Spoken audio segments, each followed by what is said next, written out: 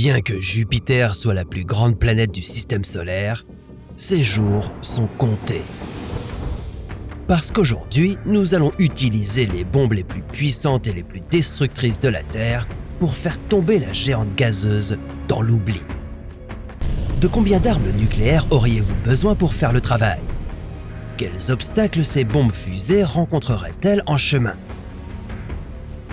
Et une seule explosion nucléaire enflammerait-elle la planète entière? Voici et si, et nous nous demandons ce qui se passerait si on atomisait Jupiter. Les armes nucléaires sont si puissantes que même les versions à faible rendement, comme celles larguées sur le Japon par les États-Unis pendant la Seconde Guerre mondiale, ont l'équivalent explosif de 15 à 20 kilotonnes de dynamite chacune. Ce qui les rend si volatiles, c'est qu'elles exploitent l'intense pouvoir de libération d'énergie de la fission ou de la fusion nucléaire. Ce sont les mêmes processus qui se produisent au sein de notre propre Soleil. Soyez donc prudents lorsque vous envoyez ces choses vers Jupiter. Un faux pas et vous pourriez être incinéré par une boule de feu aussi chaude que le centre du Soleil. Pour faire exploser Jupiter en morceaux, une seule bombe ne serait peut-être pas suffisante. Heureusement pour ce scénario, il y a beaucoup d'armes nucléaires sur Terre. Peut-être que le plan le plus sûr serait de toutes les faire sortir de notre planète dans tous les cas. Compte tenu de la nature top secrète des activités militaires, il est difficile d'en connaître le nombre exact. Les estimations évaluent l'arsenal mondial à environ 12 700. Les États-Unis et la Russie se battant pour la première place, avec 5 500 et 6 000 armes chacun. Eh bien, il ne sert à rien de retarder. Envoyons ces fusées sans plus attendre. La distance entre la Terre et Jupiter varie d'environ 590 millions à 970 millions de kilomètres. Dans le passé, des missions comme la sonde spatiale Galileo mettaient près de 5 ans pour faire ce voyage vers la géante gazeuse. Nos fusées ne prendraient pas autant de temps.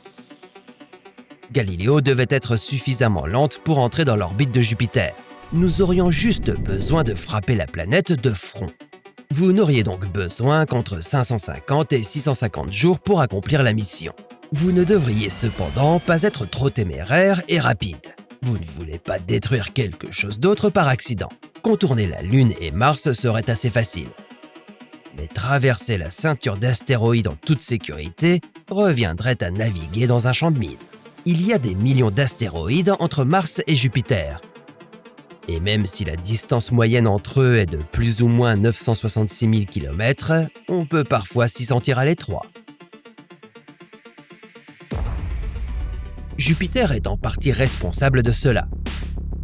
La puissante influence gravitationnelle de la planète fait que nombre d'entre eux se regroupent en grappes appelées familles.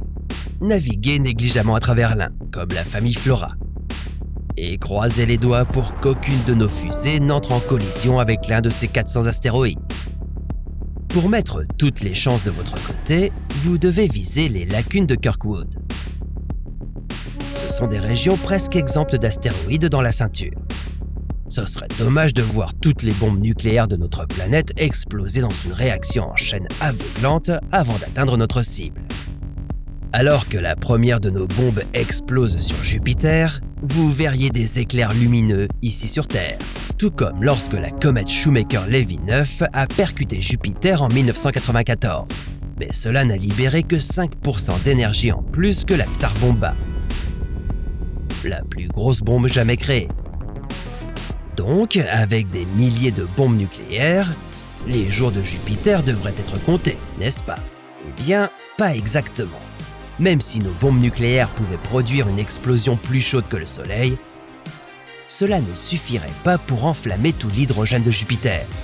Elle n'est tout simplement pas assez dense pour soutenir la fusion nucléaire. Même si toutes les bombes explosaient, Jupiter n'exploserait pas complètement non plus. Pour ce faire, nous aurions besoin de libérer d'un coup autant d'énergie que le Soleil en libère sur 160 ans.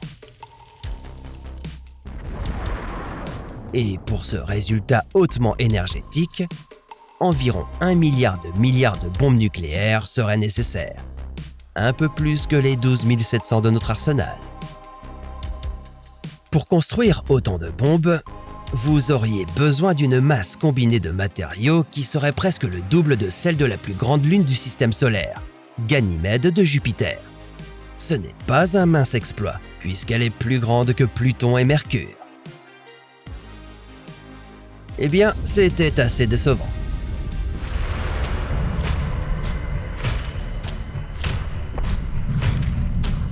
L'arsenal nucléaire de l'humanité est capable de détruire toute forme de vie sur Terre. Encore, et encore, et encore. Peut-être est-il temps pour nous de nous en débarrasser. Et comme on pourrait avoir envie d'aller vivre sur d'autres planètes dans le futur, pourquoi pas viser notre étoile la plus proche? Combien de têtes nucléaires pourrait-on envoyer sur le Soleil? Quel serait le prix d'une telle mission? Et pourrions-nous accidentellement détruire notre seule source de lumière?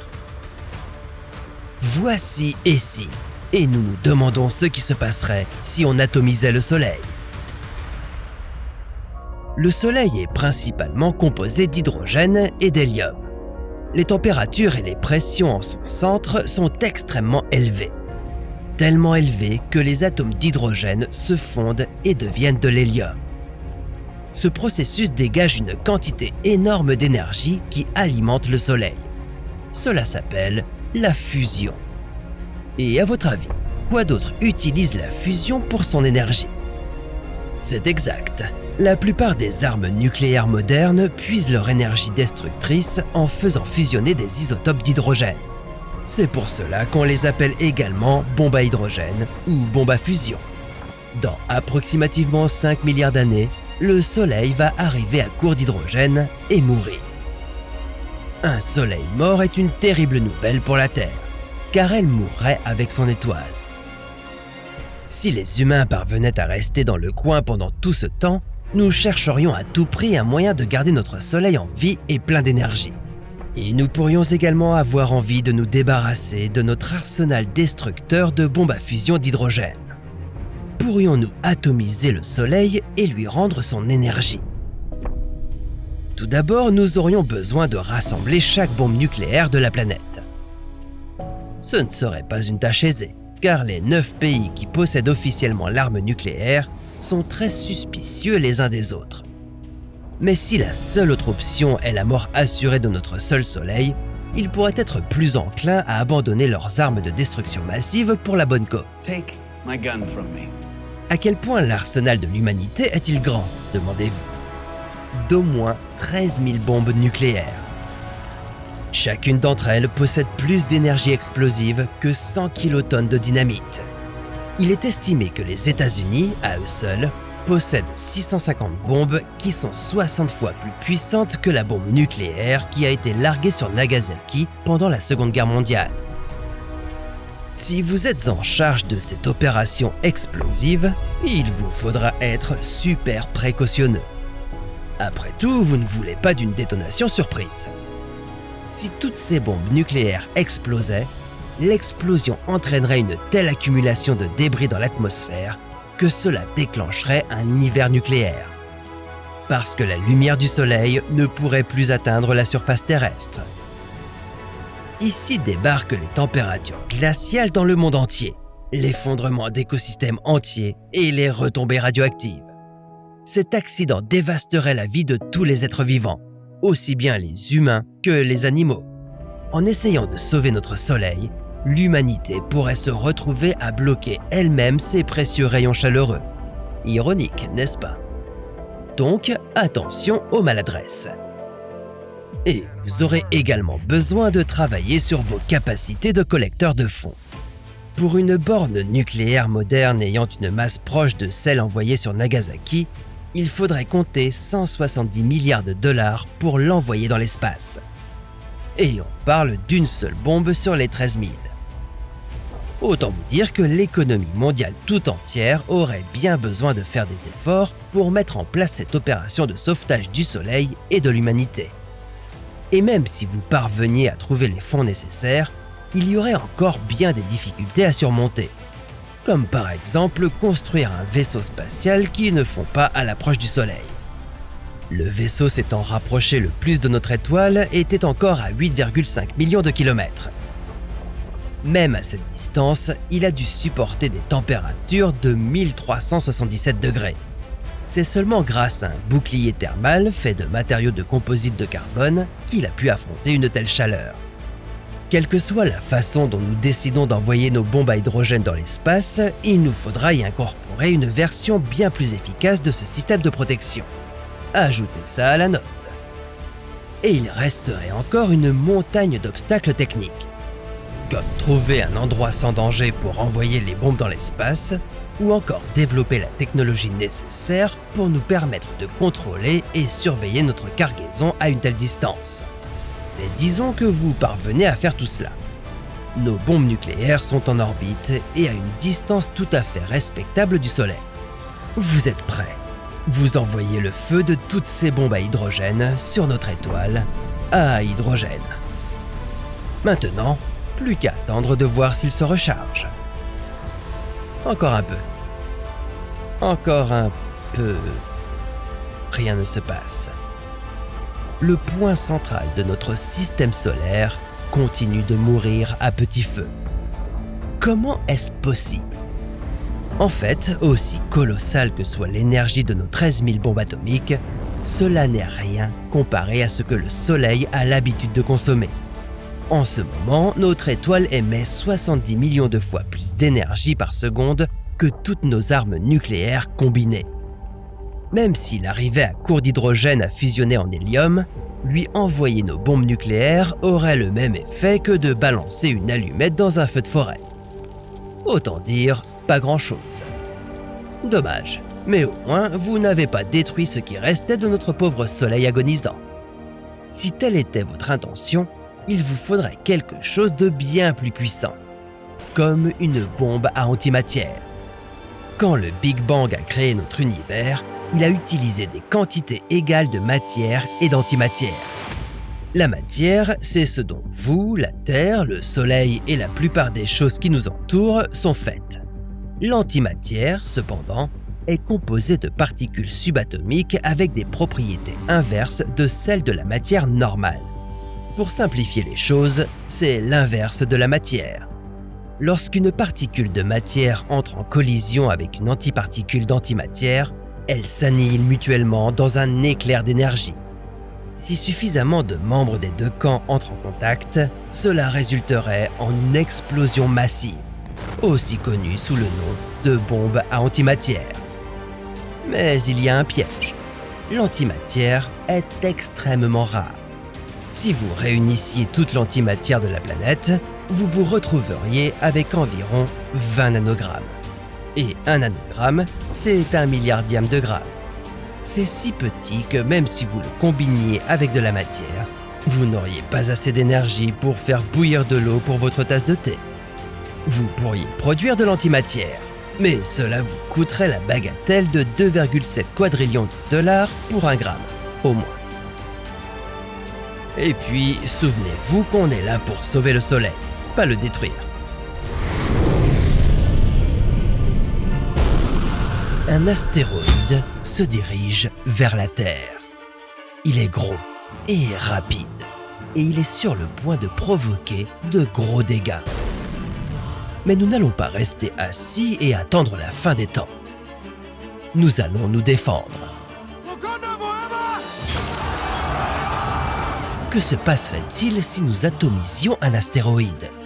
Cela sauverait-il l'humanité ? Ou ça ne ferait qu'empirer les choses ?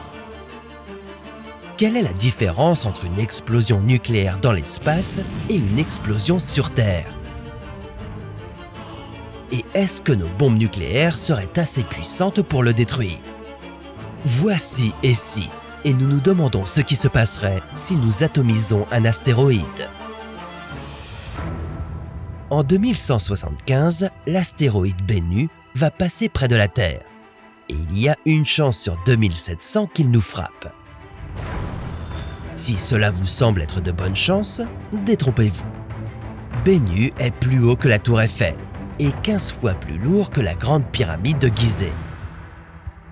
Et s'il frappait la Terre, il libérait autant d'énergie que 23 Tsar Bomba, qui est la plus grande des bombes à hydrogène ayant jamais explosé. Aimez-vous toujours ces probabilités ? Je les aimerais un peu plus si nous avions un plan de secours. Pour la NASA, il s'agit de la mission d'atténuation des astéroïdes hypervitesse pour les interventions d'urgence, également connue sous le nom de Hammer.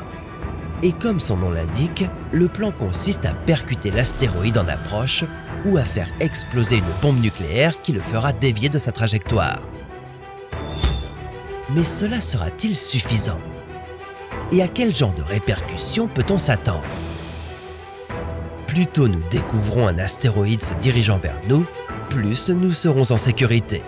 Par exemple, si nous détectons l'arrivée d'un astéroïde 1 an à l'avance, il nous suffirait de modifier sa trajectoire de quelques centimètres par seconde pour l'empêcher de frapper la Terre.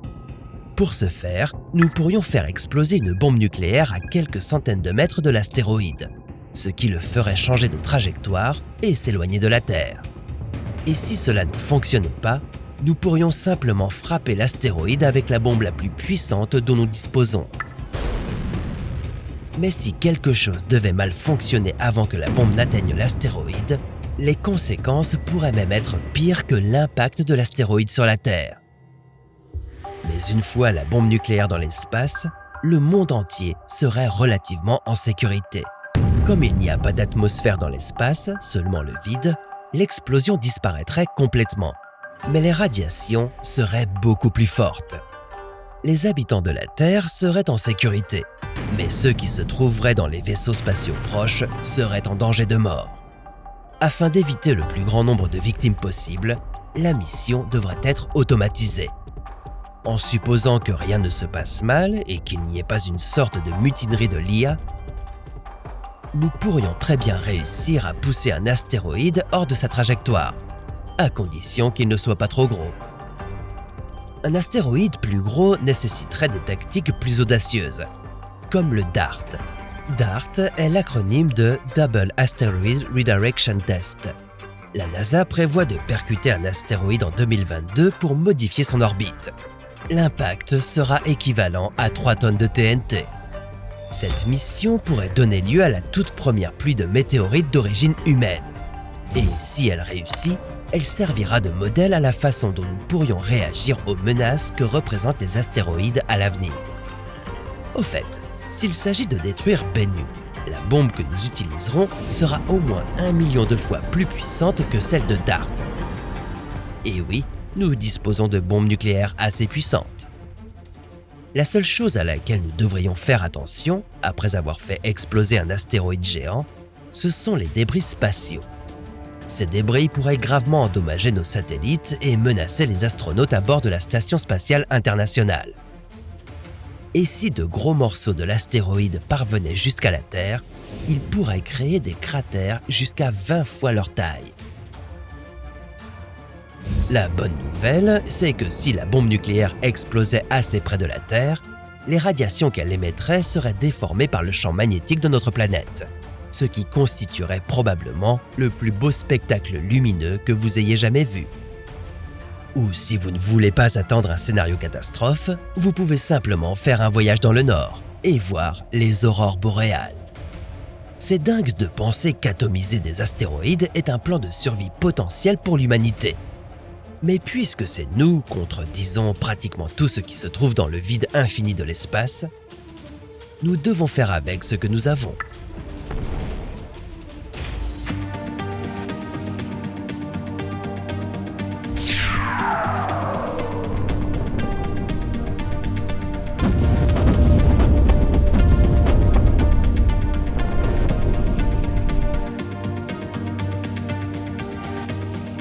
Un jour, Mars pourrait ressembler à ça, permettant aux humains de vivre confortablement sur la planète. Tout ce que nous aurions à faire serait de la terraformer. Mais comment ? Eh bien, on pourrait la bombarder. Lâcher des bombes nucléaires sur Mars rendrait-il la vie plus facile là-bas ? Voici Et si, et nous nous demandons ce qui se passerait si nous lancions des bombes atomiques sur Mars. Croyez-le ou non, c'est quelque chose que les scientifiques envisagent depuis des décennies. Elon Musk de SpaceX semble penser qu'atomiser Mars pourrait être l'une des meilleures et des plus rapides options pour en faire un endroit où les humains pourraient y vivre. L'idée est que nous ferions exploser des bombes thermonucléaires dans le ciel au-dessus des deux pôles de la planète. Cela réchaufferait les calottes glaciaires et libérerait le dioxyde de carbone et l'eau des pôles. Ensuite, l'effet de serre se produirait, réchauffant ainsi toute la planète et rendant la surface plus habitable. Cela semble super rapide et facile. Alors pourquoi ne l'avons-nous pas encore fait? C'est parce qu'il y a de fortes chances que le bombardement de Mars ne fonctionne pas comme nous le souhaitons. Il y a en effet beaucoup de choses qui pourraient mal tourner. Le premier problème est qu'il ne s'agit que de théorie, et que la théorie pourrait être fausse. En effet, Mars perd son atmosphère depuis longtemps. L'atmosphère de la Terre est presque 100 fois plus dense que celle de Mars. Et si nous voulons vivre sur Mars, il faut que son atmosphère soit plus épaisse. Certains scientifiques pensent que nous pourrions libérer du CO2 depuis les pôles Nord et Sud, et que cela pourrait rendre l'atmosphère de Mars plus semblable à celle de la Terre. Mais une étude de 2018, publiée dans Nature Astronomy, a révélé que même si le coût des bombes nucléaires réussissait, cela n'augmenterait l'atmosphère de Mars que de 7% par rapport à celle de la Terre. Même si nous créons plus de dioxyde de carbone dans l'atmosphère de Mars, ce ne serait toujours pas suffisant pour chauffer la planète. Or, la planète aurait bien besoin de plus de chaleur, puisque sa température actuelle avoisine les moins 63 degrés en moyenne. Et il faudrait des décennies pour que la planète rouge se réchauffe, même après avoir gagné du CO2 supplémentaire. Donc, en théorie, cela pourrait retarder l'atterrissage des humains sur Mars. En outre, cette idée suppose également que le largage de bombes thermonucléaires sur la planète se déroulerait parfaitement. Or, gardez bien à l'esprit que ce sont des bombes nucléaires. Vous savez, ces engins qui peuvent détruire des villes entières. Ah, et au fait, les bombes que nous utiliserions sur Mars seraient 1000 fois plus puissantes que celles utilisées pendant la Seconde Guerre mondiale. Si une bombe venait à exploser à la surface de la planète plutôt que dans l'atmosphère, les dégâts seraient terribles. Non seulement elle détruirait complètement certaines parties de la surface de la planète, mais elle provoquerait aussi encore davantage de radiation. Une autre chose qui retarderait l'installation sur Mars. Il est également très probable qu'au lieu de réchauffer Mars, une bombe provoquerait un hiver nucléaire. Cela pourrait se produire du fait de l'accumulation de poussière et particules dans l'atmosphère causée par les explosions nucléaires. Elle bloquerait presque entièrement le Soleil, entraînant un refroidissement encore plus important de Mars. Donc, atomiser Mars n'est probablement pas la meilleure idée qu'on ait eue. Peut-être devrions-nous d'abord faire marcher des hommes sur la planète rouge dans son état naturel, avant d'essayer de la changer. Mais si on lançait des bombes nucléaires sur une autre planète, comme Vénus? Ça, c'est une autre histoire pour un autre « Et si ?»